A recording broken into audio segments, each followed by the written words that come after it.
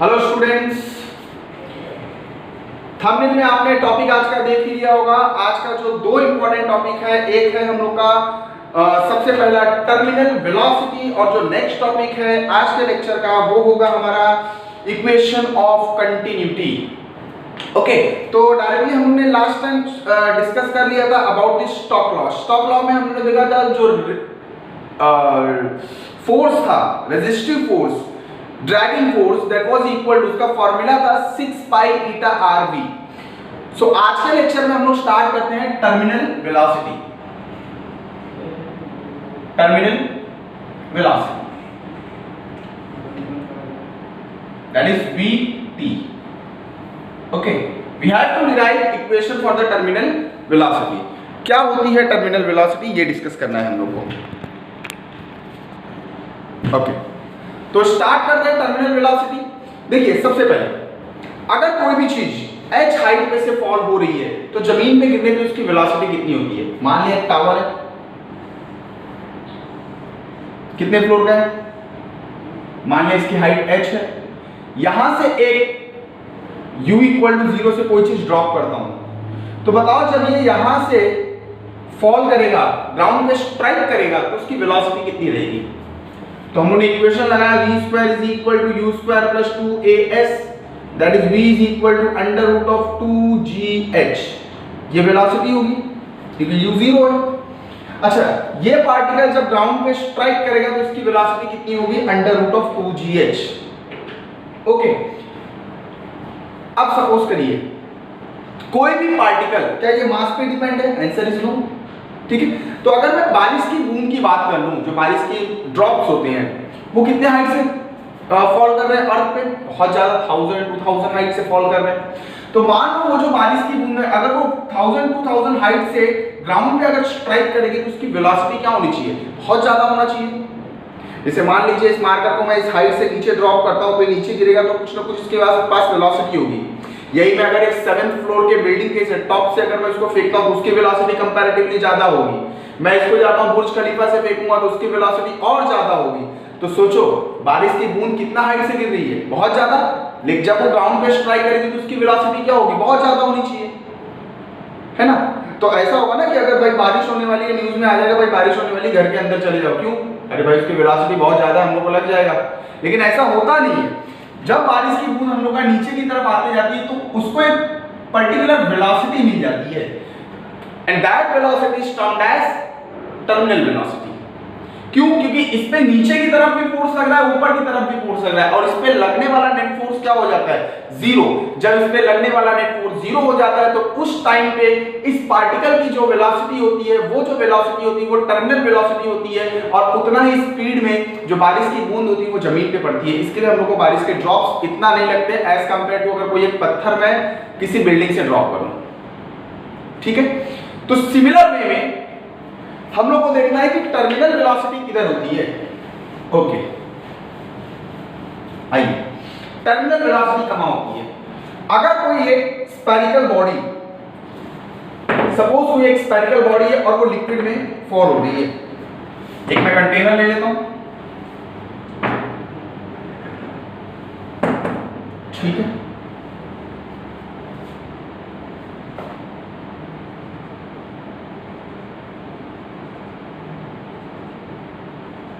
एक spherical body ले लिया, इसका रेडियस r है, लिक्विड के एटा, that is coefficient of viscosity. यहां पे कौन कौन से फोर्स लग रहे हैं। एक सबसे पहला फोर्स जो कि इसका नीचे लग रहा है डाउनवर्ड डायरेक्शन में, that is force due to its weight mg। Second जो फोर्स लग रहा है दैट इज इसका frictional force. Frictional force that means what, ये वो फोर्स है जो लिक्विड के विस्कोसिटी की वजह से लग रहा है, और एक है इसके ऊपर एक और अपवर्ड डायरेक्शन में फोर्स लग रहा है, that is upward bounce force. Clear? तो there are three forces acting on the sphere. Consider a sphere falling in liquid of density rho and coefficient of viscosity, viscosity eta as shown in diagram. इसकी density कितनी है? रो। मान लिया इसकी density कितनी है? Sigma. Late second point, एक काम करो, सबका डिस्क्रिप्शन लिख दो। What is rho? It's a density of the liquid. What is sigma? It's a density of sphere. What is r? It's a radius of sphere. What is m? It's a mass of sphere. What is eta? It's a coefficient of viscosity of liquid. Yes or no? What is vt? It's a terminal velocity. Okay. Now there are three forces acting on the sphere. कौन-कौन से तीन force लग रहे हैं? There are three forces acting on sphere. Which are they? Number one, weight, Fmg, acting कहाँ? Vertically downwards. Second, कौन सा? Upward force. Upward force, FUP, that is buoyant force. ठीक है, acting vertically upwards. Third, dragging force of liquid. This is also acting vertically upwards. ये तीन force लग गए। पर ये जा कहां रहा है? ये स्फीयर कहां की तरफ घूम पड़ रहा है? नीचे की तरफ, बराबर। क्या इसके पास कोई एक्सेलरेशन है? देखो, जैसे ये अंदर की तरफ जाना स्टार्ट करेगा, जैसे स्फीयर अंदर की तरफ जाना स्टार्ट करेगा, उस टाइम पे होगा क्या? mg वाला फोर्स क्या होगा? ग्रेटर होगा। mg वाला फोर्स क्या होगा? ग्रेटर होगा। किसके? जैसे मैं यहां से स्टार्ट करता हूं, स्फीयर ने जस्ट यहां से अपना काम करना स्टार्ट किया, कहां? नीचे जाना, तो उस टाइम पे mg ग्रेटर था और उस समय कौन सा फोर्स लगा था? ना ही बायोट फोर्स था और ना ही फ्रिक्शनल फोर्स था। अब स्फीयर नीचे जाना चालू किया, जैसे ही वो लिक्विड के अंदर गया, ये दोनों फोर्स एक्शन में आ गए। ये फोर्स तो लग रहा है, अब ये दोनों फोर्स भी एक्शन में आ गए। अब इन दोनों फोर्स ने क्या किया? इस फोर्स के इफेक्ट को न्यूट्रलाइज करना स्टार्ट किया। मान लिया ये फोर्स है 30 का, जब ये ऊपर था तो नीचे कोई फोर्स नहीं, नीचे सिर्फ 30 लग रहा था और ऊपर कोई फोर्स नहीं लग रहा था। 30 का फोर्स क्या कर रहा है? उसको नीचे खींच रहा है, ऊपर कोई फोर्स नहीं। लेकिन लिक्विड जैसे ही अंदर, जैसे स्फीयर लिक्विड के अंदर गया, जैसे स्फीयर लिक्विड के अंदर गया, दोनों फोर्स एक्शन में आ गए। मान लिया ये वाला 10 और ये वाला 10, नीचे कितना? 30। अभी भी ऊपर फोर्स लग रहा है कितना? 20 और नीचे कितना? 30, तो भी ये नीचे जाता रहेगा विद सम एक्सेलरेशन। अब क्या हुआ? और भी बढ़ना स्टार्ट हुए, ये भी 15 हो गया, ये भी 15 हो गया और नीचे कितना लग रहा है? 30, तो नेट फोर्स कितना हो गया? नीचे कितना? 30, ऊपर कितना? 30। तो उस टाइम पे क्या बताओ, स्फीयर रुकेगा? Answer is no. क्यों? क्योंकि उस टाइम पे उसने कुछ पर्टिकुलर वेलोसिटी गेन कर ली है। तो वो जो वेलोसिटी होगी that is your terminal velocity. Okay, that means when sphere achieves terminal velocity, net force acting on the sphere becomes equal to 0. ठीक है? When sphere attains terminal velocity क्या होगा बेटा? Net force acting on sphere becomes equal to 0. Becomes equal to 0. Therefore, what I can write? Total upward force. Total upward force is equal to total downward force. Okay, चलो upward force कितना लग रहा है?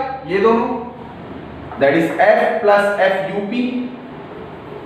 एक है friction और एक है अपवर्ड फोर्स। और डाउनवर्ड फोर्स कितना लग रहा है? F due to mg। Okay, आइए, F due to frictional force by Stokes law कितना था? 6 pi eta r v। v कौन सी? टर्मिनल। F अपवर्ड फोर्स इस पे कौन अप्लाई कर रहा है? लिक्विड। फोर्स का फॉर्मूला क्या होता है? m into g, m into g of what? Liquid apply कर रहे हैं। mg किसका है? इसका खुद का फोर्स, तो खुद का फोर्स क्या होगा? F ऑफ स्फीयर इंटू जी। यहां पे m ऑफ लिक्विड और ये m ऑफ स्फीयर है। अच्छा, अगर मैं देखूंगा तो क्या मिलेगा? 6 pi eta rv is equal to, what is your mass का formula? Mass is nothing but density into volume. Mass is nothing but density into volume. चलो, डेंसिटी कितनी हो जाएगी? डेंसिटी किसकी? अपवर्ड फोर्स कौन लगा रहा है? लिक्विड। तो density rho into volume. What will be the volume? जितना स्फीयर अंदर जाएगा, आर्किमिडीज प्रिंसिपल से जितना स्फीयर अंदर जाएगा उतना ही लिक्विड डिस्प्लेस होगा। That means the displacement of the liquid is equal to the displacement, the volume of the liquid displaced by the sphere. जितना वॉल्यूम लिक्विड का बाहर गया है उतना ही स्फीयर का वॉल्यूम लिक्विड के अंदर आया है, मतलब दोनों का वॉल्यूम सेम होगा। और वॉल्यूम कितना है? This is 4/3 pi r cube is equal to m of sphere. Sphere के लिए क्या लिखूंगा? डेंसिटी उसकी रो है into 4/3 pi r cube with g। देखो क्या क्या कैंसिल हो रहा है, जो जो टर्म्स कैंसिल हो रहा है उसको कैंसिल कर दो। कौन कौन कैंसिल हो रहा है? This pi and pi cancel each other. Is it clear? इस पूरे टर्म को उस साइड ले लो। 6 eta r v of terminal is equal to, इस पूरे टर्म को उधर ले लूंगा 4/3 r cube into g into sigma minus 4/3 r cube g into rho. r cube, देखो ध्यान से एक बार, कोई स्टेप में मिस्टेक तो नहीं हुई है? राइट है? क्लियर है? ओके, अब देखो ये r और ये r cancel. 6 eta v of terminal is equal to, common term क्या है? 4/3 r square into g, common बचा क्या? Sigma minus rho. What is sigma? It's the density of sphere. What is rho? It's the density of liquid. Confuse नहीं होना, book में हो सकता है दोनों को अलग अलग असाइन किया हो। मैंने यहां पे क्या लिया है? What is sigma? It's a density, sigma it's a density of sphere, and what is rho? It's a density of fluid. Okay, यहां से निकालना है टर्मिनल वेलोसिटी। देखो ये दोनों कैंसिल होगा, 2 जा 3 जा, ये 3 को नीचे ले लेते, 3 3 जा 9, 2/9 r square rho minus sigma into g divided by eta. So this is an expression for the terminal velocity. Simple है। कौन कौन से फोर्स? 2 फोर्स ऊपर, 1 फोर्स नीचे। नेट फोर्स कितना लेना है? 0। क्यों? क्योंकि उस टाइम पे जो वेलोसिटी मिलेगी वो टर्मिनल वेलोसिटी जो क्लियर कंसेप्ट मैंने बताया। तो दोनों का टोटल नेट फोर्स 0 ले लिया। नीचे कितना लग रहा है? mg। ऊपर कितना लग रहा है? फ्रिक्शन और माइनस फोर्स, दोनों का एडिशन। यहां पे क्या होता है? What is frictional force of the liquid? That is 6 pi eta rv by Stokes law. ठीक है? m of liquid into g, m of sphere into g। ये पूरा कैलकुलेशन करने के बाद हमको फाइनल इक्वेशन किसका मिला? Terminal velocity. So now the next term, next topic of this lecture is equation of continuity. What is equation of continuity? हम लोग को एक चीज क्लियर है कि जो लिक्विड फ्लो होता है, लिक्विड के फ्लो में वेलोसिटी कब ज्यादा होती है और कब कम होती है। अगर मैं एक पाइप ले लूं, पाइप यहां पे मान लीजिए बहुत ही ज्यादा थिक है, एरिया उसका ज्यादा है, तो उसकी वेलोसिटी क्या होगी? वहां से निकलने वाले फ्लूइड की वेलोसिटी क्या होगी? कम होगी। लेकिन अगर वही पाइप को मैं क्या करूं, अपने हाथ से उसका एरिया ऑफ क्रॉस सेक्शन कम कर दूं, तो पानी क्या होगा? काफी दूर तक जाएगा। Is it clear? ऐसा क्यों? क्योंकि लिक्विड इनकंप्रेसिबल है। Liquid has a property of incompressibility, that is they have constant density. तो हम लोग का जो अभी का टॉपिक है that is equation of continuity. Equation of continuity. Clear? मान लिया जाए एक मैं सेक्शन ले लेता हूं,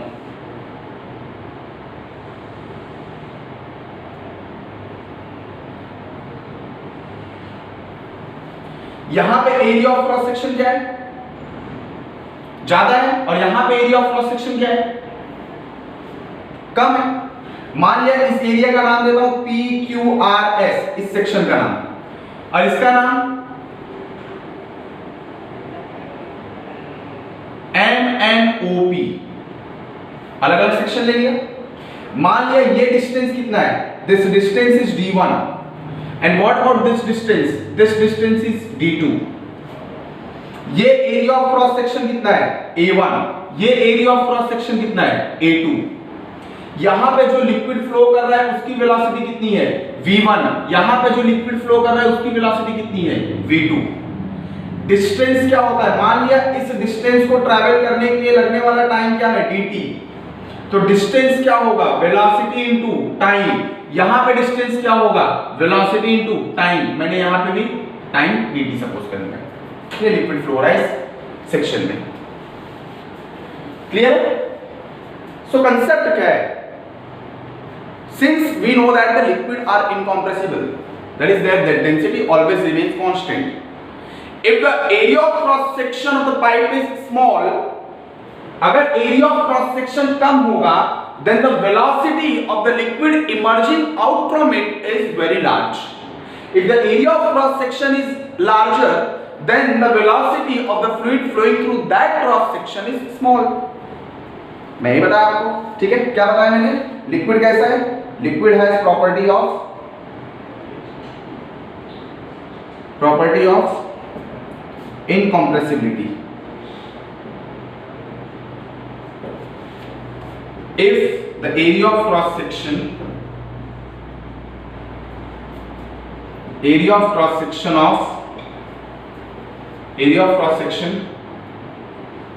of tube or pipe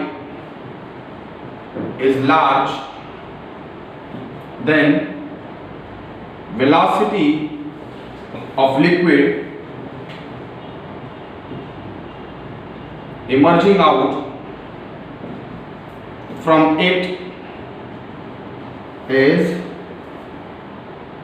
small and vice versa, means उल्टा भी इसका ट्रू है, क्लियर ना।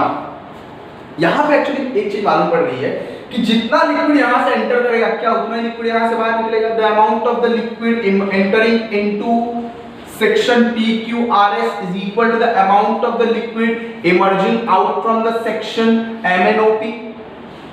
अरे भाई अगर नल चालू करता हूं तो यहां से जितना लिक्विड इधर से जाएगा उतना लिक्विड यहां से आएगा ना, अमाउंट तो सेम रहेगा। यहां पे भी वो चीज मालूम पड़ रही है, it is observed that amount of liquid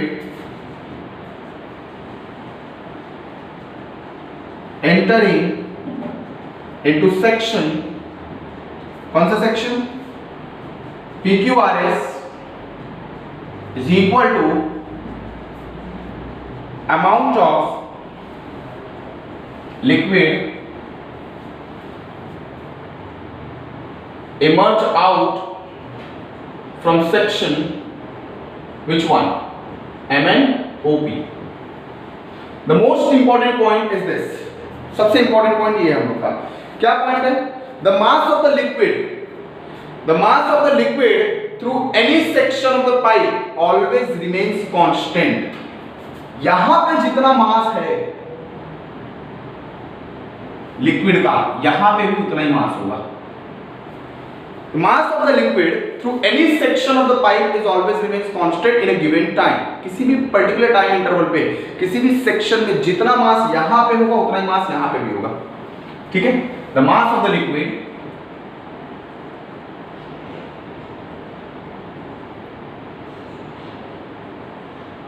through any section of pipe always remains same for same time, okay। let, अब मैं इसका डेरिवेशन कराता हूं। सपोज कर लेते हैं what is A1, what is A2, what is V1, what is V2, what is dt, what is rho what is D1, what is D2, ठीक है, सबका नाम बता देते हैं। A1 area of section PQRS, area of section, cross section what PQRS, area of cross section which one, MNOP, velocity of fluid V1 क्या है, velocity of fluid through PQRS, velocity of fluid through MNOP, dt it's a time interval, rho it's a density of liquid or fluid, what is D1, distance traveled by fluid in section PQRS and distance traveled by fluid in section MNOP। अच्छा, हम लोग को यहाँ पे दिखाई क्या दिया है, जो भी मास यहाँ पे रहेगा उतना ही मास यहाँ पे होना चाहिए सेम टाइम में, है ना। तो मैं लिखूंगा क्या, the mass of the liquid in section PQRS passing through section PQRS is equal to the mass of the liquid passing through the section MNOP। Mass of liquid passing through section PQRS in time dt is equal to mass of liquid passing through section which one, MNOP in same time dt। that means mass क्या होता है, it's nothing but density into volume, density into, तो इस section में मास कितना निकालूंगा, density into volume कितना, इसका वॉल्यूम अगर मैं देखते जाऊंगा तो इसका वॉल्यूम होगा area into distance, area into distance, और इसका कितना निकालूंगा, density into area into distance, but what is the distance, v into t। तो अगर मैं यहां पे पुट अप करूं तो रो इनटू a1 इनटू d1 ये क्या डाल दिया बेटा, v1 into dt, rho into a2 into v2 into dt। यहां पे चीज दिखाई दे रही कि रो और रो क्या हो जाएगा, कैंसिल, dt और dt क्या हो जाएगा, cancel. So we can say a1 v1 is equal to a2 v2, that means ab remains constant, ab remains constant. तो यहां पे बेसिकली मैंने क्या बताया, अगर आपका एरिया बढ़ेगा तो वेलोसिटी कम होगी, वेलोसिटी कम होगी तो एरिया बढ़ेगा, मतलब दोनों एक दूसरे के क्या है, इनवर्सली प्रोपोर्शनल। एरिया बढ़ा दूंगा तो वेलोसिटी कम हो जाएगी, एरिया कम कर दूंगा तो वेलोसिटी क्या होगी, बढ़ जाएगी। इसके अलावा और देखिए इस इक्वेशन को मैं और कैसे लिख सकता हूं, we have what, we have AB equal to constant, we have AB equal to constant, A into V is equal to constant, clear? So what I can write, V क्या है, it's a velocity, A क्या है, area। अच्छा velocity क्या होती है बेटा, it's nothing but distance upon time equal to constant। अच्छा area into distance क्या होता है हम लोग का, volume divided by time is equal to constant, yes or no। यहां पे ये भी लिख सकता हूं dV equal to constant, क्यों dt वहां चले जाएगा, कांस्टेंट के साथ मल्टीप्लाई हो गया, कांस्टेंट ही रहने वाला है क्योंकि टाइम सेम है। तो ये क्या आया, velocity upon sorry volume upon time, volume upon time, ये जो चीज है इसका नाम होता है वॉल्यूम फ्लक्स। क्या नाम होता है इसका, वॉल्यूम फ्लक्स। अगर कोई लिक्विड फ्लो हो रहा है तो उसका वॉल्यूम फ्लक्स हमेशा क्या होता है, कांस्टेंट होता है। That means volume, the rate of change of volume, the rate of change of volume of any liquid in flow always remains constant. अच्छा इसको मैं ऐसे लिख सकता हूं, देखिए AB इक्वल टू कांस्टेंट है, V क्या है, वेलोसिटी, तो A इंटू वेलोसिटी क्या लिख सकते हैं, distance upon time equal to constant. Clear है, ये टर्म क्या आ गया, ये टर्म क्या आ गया हम लोग का, this is nothing but volume, dV by dt equal to constant. Clear है, एक काम करो, डेंसिटी से मल्टीप्लाई कर दो। अगर डेंसिटी से मल्टीप्लाई करूंगा तो density into volume divide by dt equal to constant.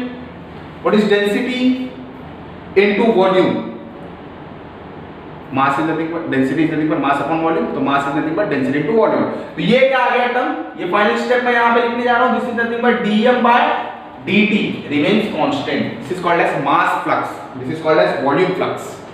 Volume flux और मास फ्लक्स, या फिर dt को वहां पे ले लो, तो वॉल्यूम और मास किसी भी सेक्शन में अगर कंटीन्यूअस फ्लो है तो कांस्टेंट रहेगा, मतलब ए भी remains constant. Area into velocity का प्रोडक्ट क्या होता है? Area into velocity remains constant. मतलब कोई पाइप अगर मैं ले लूं और उसमें लिक्विड फ्लो हो रहा है तो हम लोग को सिंपल मालूम पड़ता है कि जितना मास यहां पे है उतना ही मास यहां भी है, उतना ही मास यहां भी है, लेकिन टाइम इंटरवल क्या होना चाहिए? सेम होना चाहिए।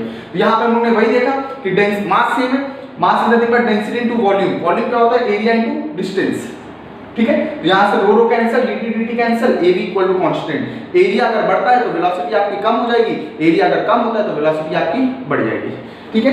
इसके बाद हम लोगों ने देखा ये चीज क्या निकाला हम लोगों ने? ab equal to constant, velocity क्या होती है? Distance upon time. तो एरिया इनटू डिस्टेंस क्या है? It is nothing but what? ये टर्म क्या है हम लोग का? वॉल्यूम। वॉल्यूम बाय टाइम, अगर टाइम को उस साइड ले लो तो वॉल्यूम रिमेंस कांस्टेंट। यही चीज हम लोगों ने वहां प्रूफ की।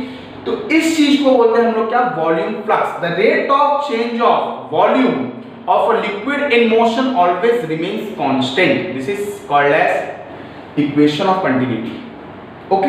अच्छा, अगर मैं यहां पे देखूं, एक आखिरी चीज यहां पे बता देता हूं, क्या मिला हम लोग को?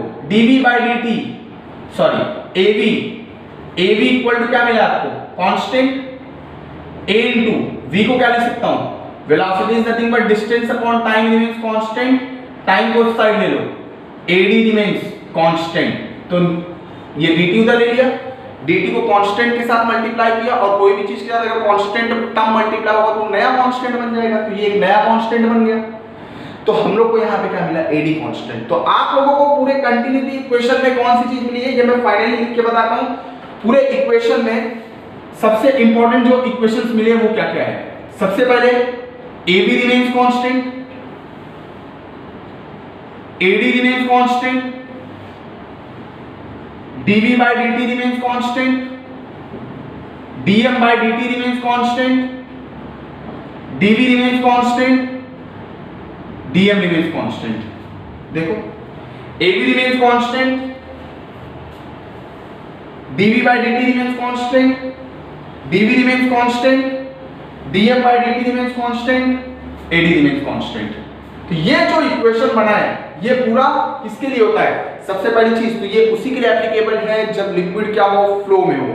सेकंड, ये जब उसी के लिए एप्लीकेबल होगा जब लिक्विड का फ्लो कैसा हो? स्टेडी हो और कंटीन्यूअस हो, ठीक है। अलग अलग एरिया ऑफ क्रॉस सेक्शन में अलग अलग वेलोसिटी पॉसिबल है।